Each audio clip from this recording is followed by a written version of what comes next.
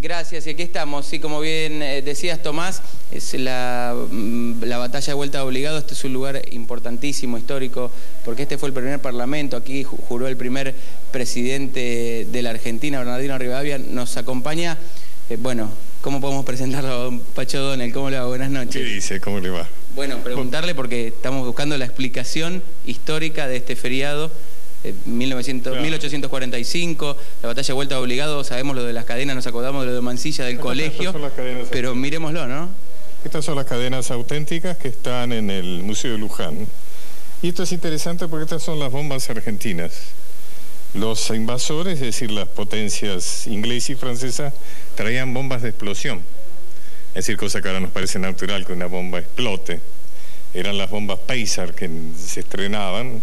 En cambio, las bombas argentinas te lo dañaban si le pegaban, pero si esta bomba le pasaba a usted al lado no le hacía nada. Además de barcos blindados y importante numerosidad en cuanto a lo argentino, ¿no?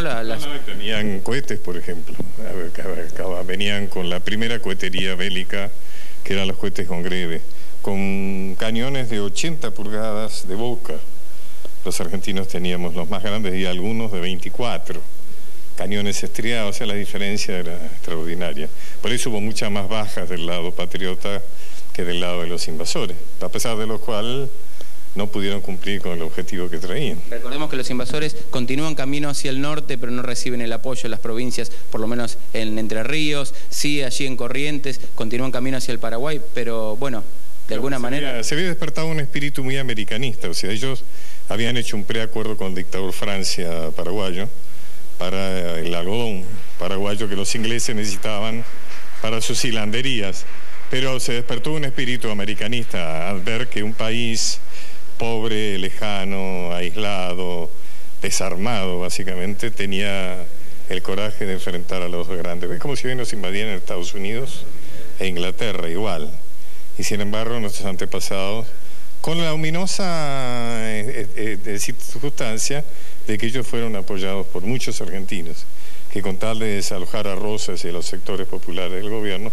eran capaces de cualquier acción, inclusive acciones de traición a la patria como apoyar, articular, organizar la invasión de las potencias. Recordemos que en esa época el presidente precisamente era el brigadier Juan Manuel de Rosas, Lucio Mansilla era quien comandaba partes. Exacto. Y colocaron unos barcos sobre vuelta obligado precisamente cerquita allí de San Pedro con estas mismas cadenas, claro, para impedir el paso de las tropas anglo-francesas. No impedir, sino retrasar, o sea, habían puesto 4 baterías ahí en Obligado, en las barrancas y en la nivel de agua, y entonces cuando la idea era, la vuelta era además porque hacía un S, el río Paraná, entonces evidentemente los buques iban a retrasar su marcha, aún más porque tenían que cortar estas cadenas, y entonces ahí podían aprovechar las pocas armas, las pocas bombas, las pocas municiones que tenían. Los franceses, los ingleses vuelven diezmados después de su expedición hacia el Paraguay, hacia Corrientes, bueno, casi derrotados porque por todas las bajas los precios de las mercancías habían subido considerablemente, o sea, claro, se veían reflejados, ¿verdad? Claro, porque fue una expedición comercial, eso fue muy claro para Rosas y para Mansilla. Si bien sabían que no iban a poder derrotarlos militarmente, sabían que lo que tenían que hacer era arruinarles el negocio. Y eso fue lo que se propuso y eso fue lo que determinó que no cumplieran con ningún objetivo, uno de los cuales hubiera sido dramático para nosotros, como era separar todas las provincias del litoral y armar una república independiente que habían bautizado ellos como República de la Mesopotamia. Y además hacer del Río de la Plata un protectorado británico. O sea, algunos supuestamente serios historiadores argentinos dicen que no fue una victoria. Bueno, fue una victoria porque los